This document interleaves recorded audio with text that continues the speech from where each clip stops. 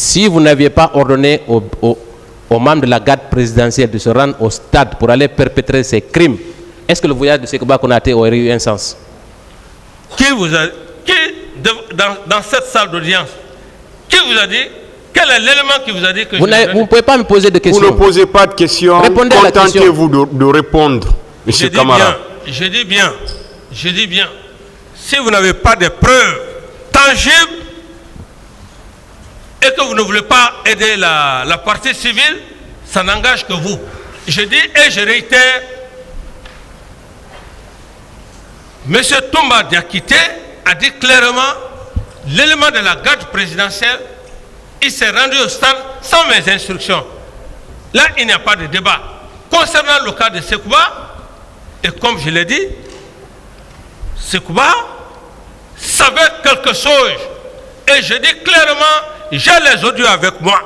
Je ne parle pas dans le vide, mais le moment venu, avec la permission de Monsieur le Président, tout ça, ça sera clair. Vous n'avez pas répondu à la question. Je ne réponds plus à votre question. Voilà. Monsieur Camara, vous devez répondre aux questions. Monsieur le Président, s'il vous plaît, je vous ai dit, s'il vous plaît, je vous ai dit vos droits. C'est vous qui aimez faire trop de commentaires. Je vous ai dit vos droits. Et surtout, calmez-vous. Calmez-vous. Attendez les questions, essayez de les comprendre très bien. Et là, maintenant, vous les répondez. Allez-y, maître. Voilà, je disais, pourquoi voulez-vous créer de la diversion autour de cette affaire, mon capitaine? Pourquoi? Vous dites? Pourquoi vous voulez créer de la diversion? Pourquoi? Quelle diversion? Parce que vous parlez de complot. Vous donnez des instructions fermes. Allez les mater au stade et vous nous servez un complot. Pourquoi?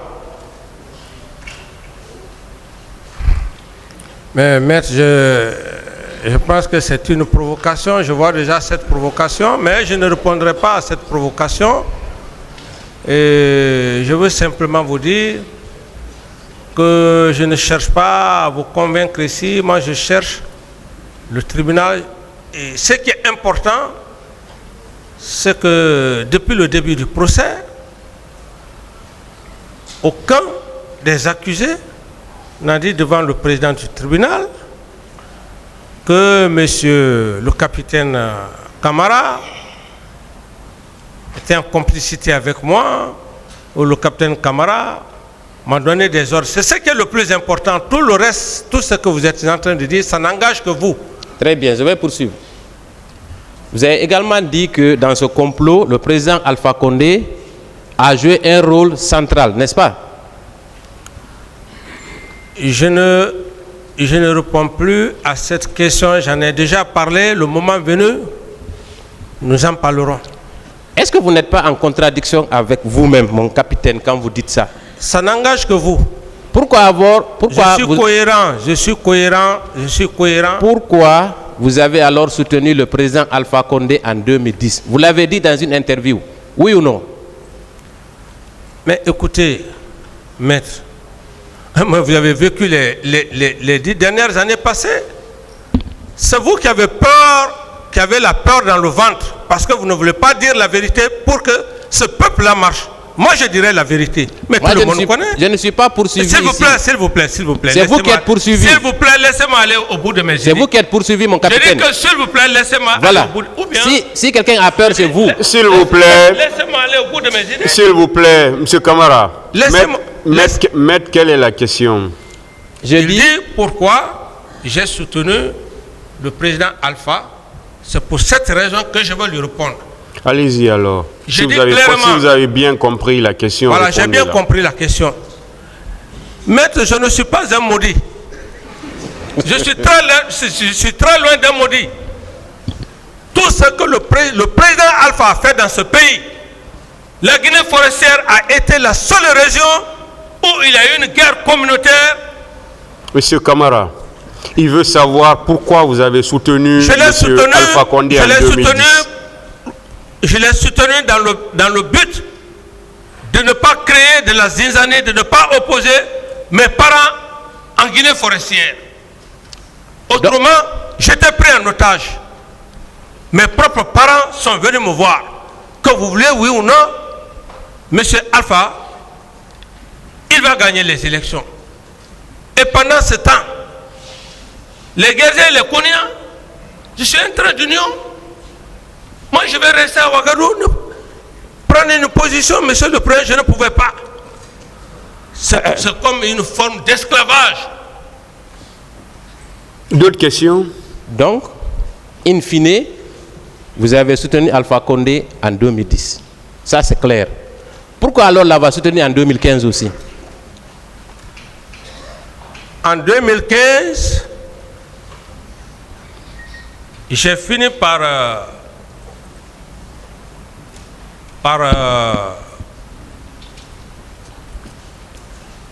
me déchaîner. Me déchaîner comment? C'est vous qui ne connaissez pas le capitaine Dadis. En 2015, j'ai jugé nécessaire de venir en Guinée. Je savais que si je venais, j'irais directement en prison civile.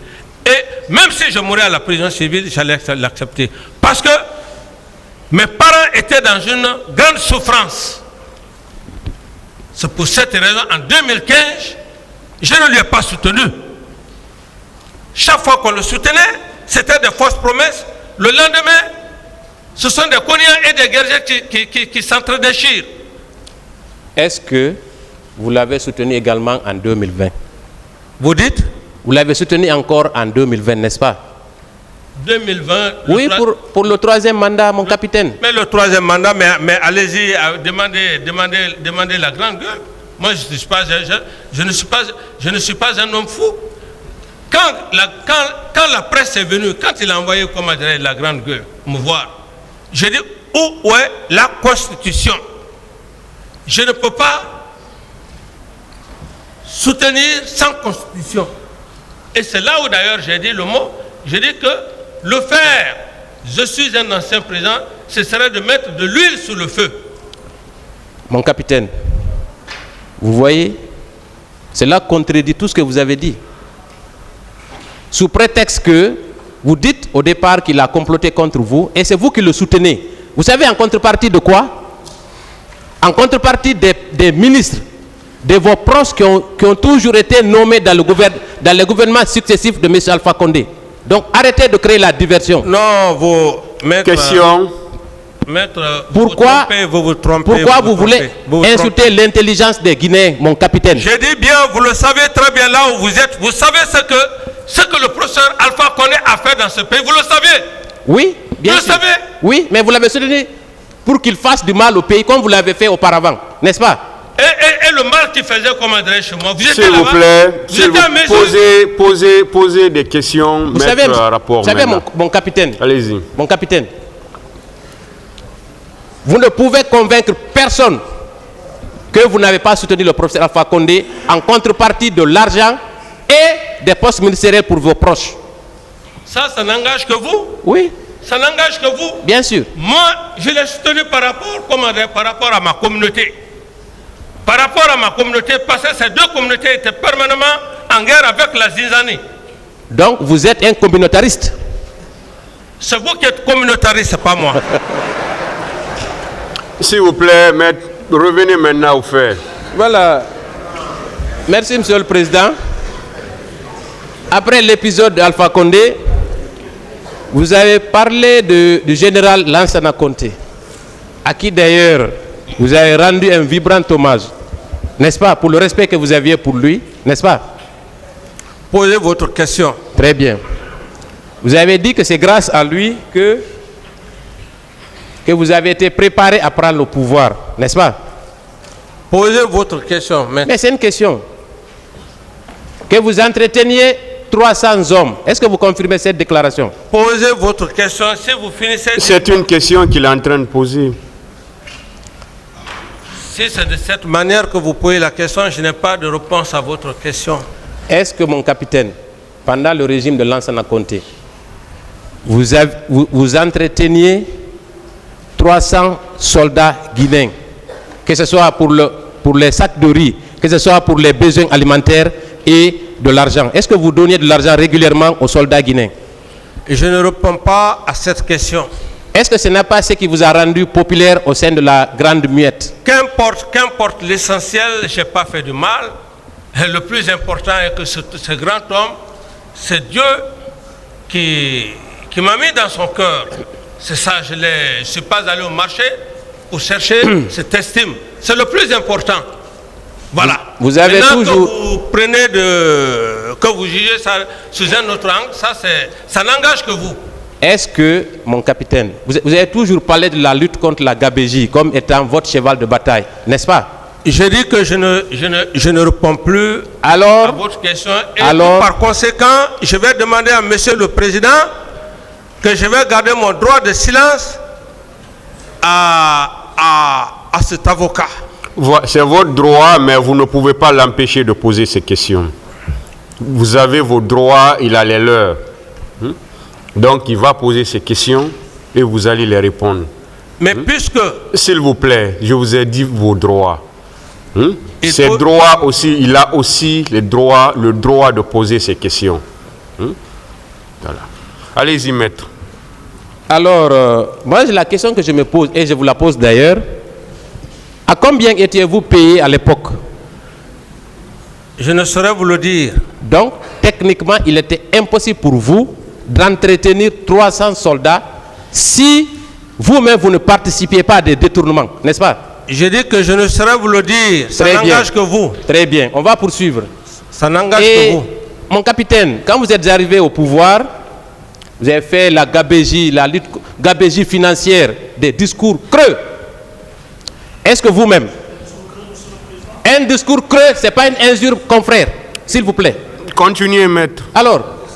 Non, mais vous n'êtes pas un bon avocat. S'il vous plaît, vous attendez la question, monsieur Camara. Parce que vous voulez troubler. Monsieur Camara. Vous ne pouvez pas me manquer du respect.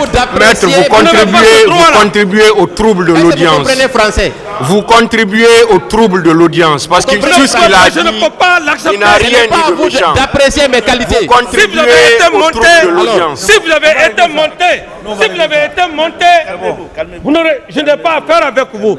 Si vous êtes monté, si on vous a fait monter, on vous a donné de l'argent pour simplement... Monsieur Camara, vous êtes à la barre d'un tribunal. Monsieur le Président, s'il vous plaît, il ne peut pas me... S'il vous plaît, vous me laissez parler. Il ne peut pas. Vous me laissez parler. Voilà. Vous me laissez parler. Nous sommes dans une salle d'audience. Nous ne sommes pas dans un bistrot où tout est permis. Je vous ai dit vos droits dès à l'entame de votre interrogatoire. Vous pouvez répondre ou vous pouvez dire que vous ne répondez pas. C'est très simple. C'est très simple. Mais comprenez que celui qui vous pose des questions, il a aussi le droit de vous poser des questions. Et il va vous les poser. Vous êtes là pour répondre aux questions. Dès qu'il y a un terme offensant ou il y a des propos vraiment qui ne doivent pas être employés, là le tribunal va intervenir directement pour demander à ce que ces propos soient retirés ou bien qu'on ne vous les dise pas. Mais il y a des termes vraiment qui ne sont pas du tout offensants. Dire un discours creux, ça, ce n'est ni un propos offensant, ça ne veut rien dire pratiquement. Si vous ne l'avez pas fait, vous pouvez tout simplement dire « je ne l'ai pas fait ». Ça ne demande pas à ce que les gens s'enflamment dans la salle. Pour troubler l'audience, ça ne veut rien dire. Ça ne veut rien dire. Discours creux, ce n'est pas une injure, ce n'est pas un propos offensant. Je pense qu'on peut répondre à ça, tout simplement. Et on ne peut pas dire que parce que je ne réponds plus, donc vous n'allez pas me poser des questions. Ça, les règles du jeu ici, ce n'est pas vous qui les donnez, M. Camara. C'est pourquoi je vous dis vos droits dès l'entame. Le tribunal est très patient. Il vous suit. Pourquoi je vous ai dit, on va vous poser des questions de la façon la plus courtoise, de la façon la plus respectueuse. Mais de votre côté aussi, vous devez répondre de la même façon. Ça va se passer comme ça. Ce sont les règles ici. On va vous poser toutes les questions qui tendent à éclairer la lumière du tribunal. Vous-même, vous avez fait votre discours. Vous avez parlé assez de choses ici. Assez de choses. Et on est en train de vous poser des questions sur ce que vous-même vous avez dit à l'audience ici. Donc, tout ce que vous avez à faire, c'est de répondre à ces questions-là. C'est de répondre à ces questions. Je vous ai même dit, vous pouvez répondre par oui ou par non.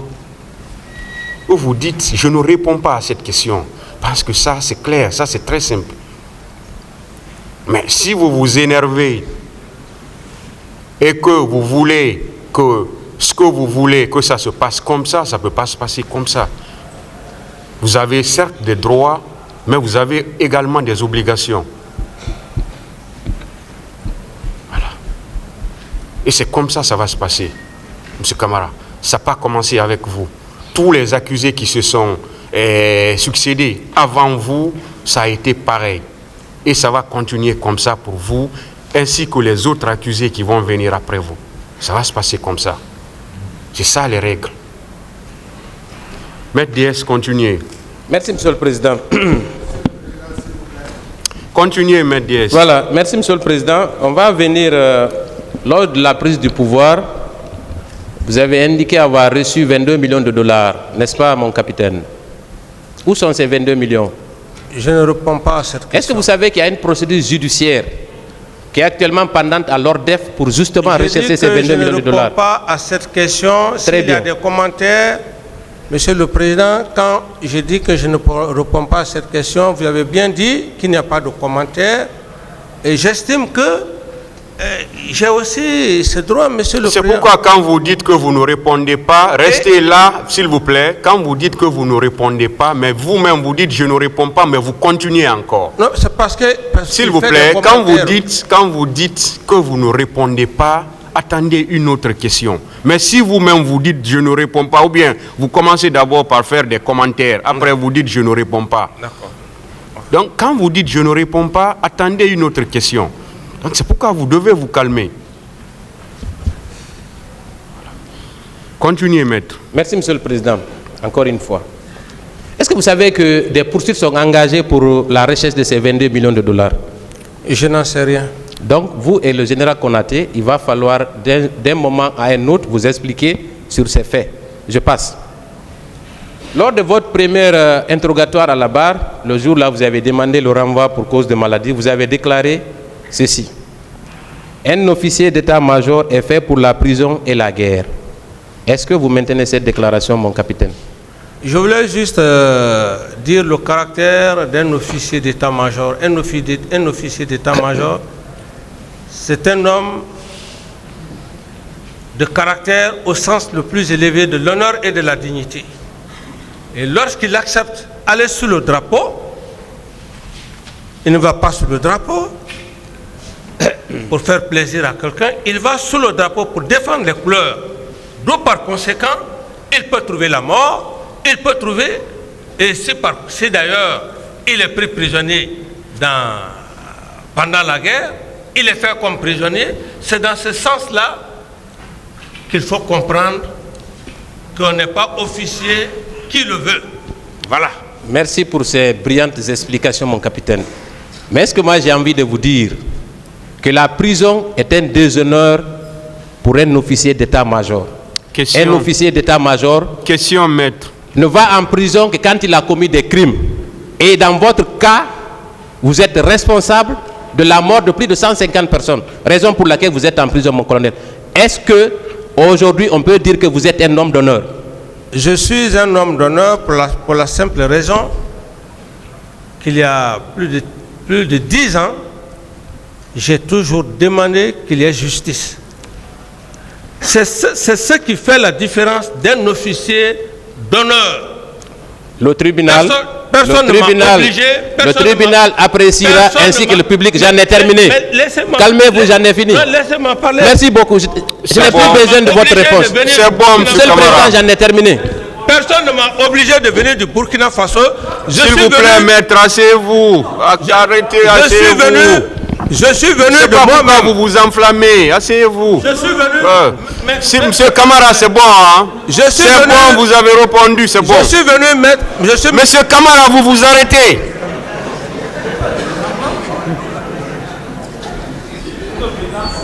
Si on vous dit de vous arrêter, vous vous arrêtez. Vous vous enflammez, maître. S'il vous plaît. Voilà. Et surtout, ne parlez pas tant que le tribunal ne vous a pas donné la parole. Si, parce que vous parlez, vous n'avez pas la parole. Le tribunal ne vous a pas donné la parole. Je ne sais pas pourquoi vous le faites. Votre client est en train de répondre. Bon, Monsieur le Président, permettez-moi, et je vais juste dire un petit mot. Je l'ai dit, j'ai dit que le simple fait de venir, c'est de cela qu'on appelle un officier d'honneur. Il ne fait pas sa responsabilité. Vous avez déjà répondu à cette question. Donc, si maître... Vous avez répondu à la question, maître. Monsieur Camara, vous avez répondu à la question. Merci, Monsieur le Président. Nous, depuis le début de cette procédure jusqu'à maintenant, en tout cas par devant vous, nous estimons que vous menez bien les débats. Mais nous souhaiterions vous soumettre une demande. Le respect. Le simple fait pour moi de venir ici, quand M. Toumba Diakité était à cette barre, le simple fait d'élever le ton a fallu des conseils de votre part vis-à-vis du respect dû au rang de l'accusé qui comparaît par devant votre tribunal. Cela a été fait publiquement dans cette salle.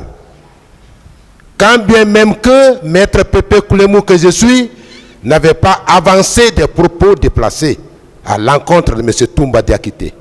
Aujourd'hui, lorsqu'on traite de la même façon que vous avez pu encadrer hier nous concernant, je voudrais bien que nos confrères, tous ceux qui sont dans cette salle, se mobilisent dans le sens de l'encadrement que vous nous avez donné dans cette salle. Lorsqu'on dit à un ancien président vos propos creux, vos discours creux, nous estimons que c'est déplacé. Nous autres de la défense, nous estimons que c'est un langage déplacé. Ça, c'est d'un. Deuxièmement, lorsqu'on traite un accusé qui a bel et bien ses droits de ce que mon distingué confrère DS vient de communiquer vers la fin, nous estimons que ce sont des propos déplacés. Et nous devons nous adresser à qui? À votre autorité. À vous, Monsieur le Président, et les distingués assesseurs, pour que de tels actes se corrigent au fur et à mesure que ça se commet. Puisque nous nous rendons compte finalement que quand c'est ça, quand c'est comme cela que les avocats viendront poser des questions de manière à manquer du respect à notre client, il va adopter son droit au silence. Ce que nous ne voudrions pas. Nous voudrions bien qu'il réponde aux questions, mais lorsque les questions sont posées dans la courtoisie, la demande est que nous vous présentons une doléance de conseiller à toutes les parties que l'accusé qui comparaît a bel et bien ce droit au respect. Il a droit au respect. Si c'est les incidents, on est au procès pénal. Hein? Le procès pénal n'exclut pas les incidents. C'est même le lieu des incidents. Ça, c'est connu de tous les pénalistes. Donc ici, nous voudrions qu'en retour, notre client qui comparaît soit respecté. Quand on lui pose des questions, qu'on ne pose pas, qu'on ne l'offense pas. Merci, Monsieur le Président. Il est offensé. C'est bon, ministère public. Il est offensé. Merci, Monsieur le Président.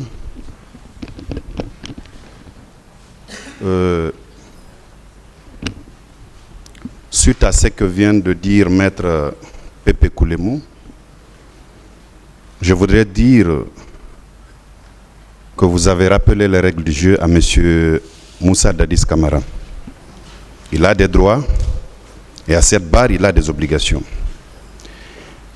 Et je voudrais insister sur un fait, c'est qu'à cette barre, il a un statut d'accusé. Ce n'est pas son statut d'ancien président qui nous intéresse ici. C'est M. Moussa Dadis Camara qui a été renvoyé devant la juridiction criminelle par une ordonnance autant que tous les autres accusés. Et donc, quand je prenais la parole la fois dernière, je lui ai dit qu'il doit se prêter à un rituel qui voudrait qu'on lui pose des questions qui vont éclairer la lanterne du tribunal.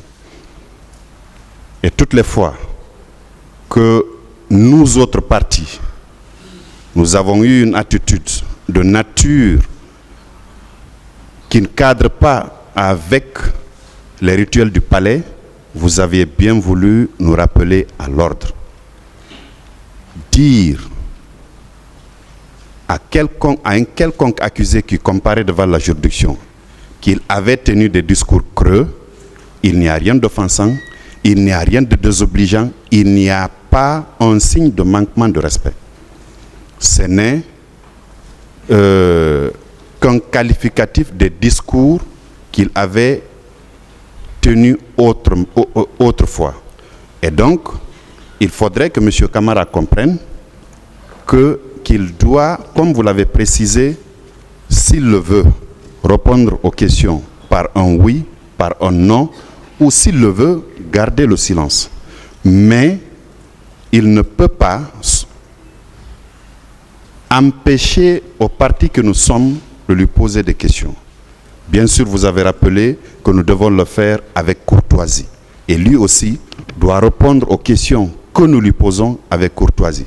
C'est ça les règles du jeu. Et ça ne m'a pas commencé par lui. Et les règles ne seront pas réinventées parce que c'est M. Moussa Dadis Camara. Il avait précisé lui-même qu'il ne comparait pas à cette barre en tant qu'ancien président. Dans tous les cas, nous ne sommes pas devant la haute cour de justice, nous sommes devant la juridiction criminelle, siégeant en cette matière, qui fait défiler des accusés pour que des questions leur soient posées. Et donc, nous sommes en matière de procédure pénale.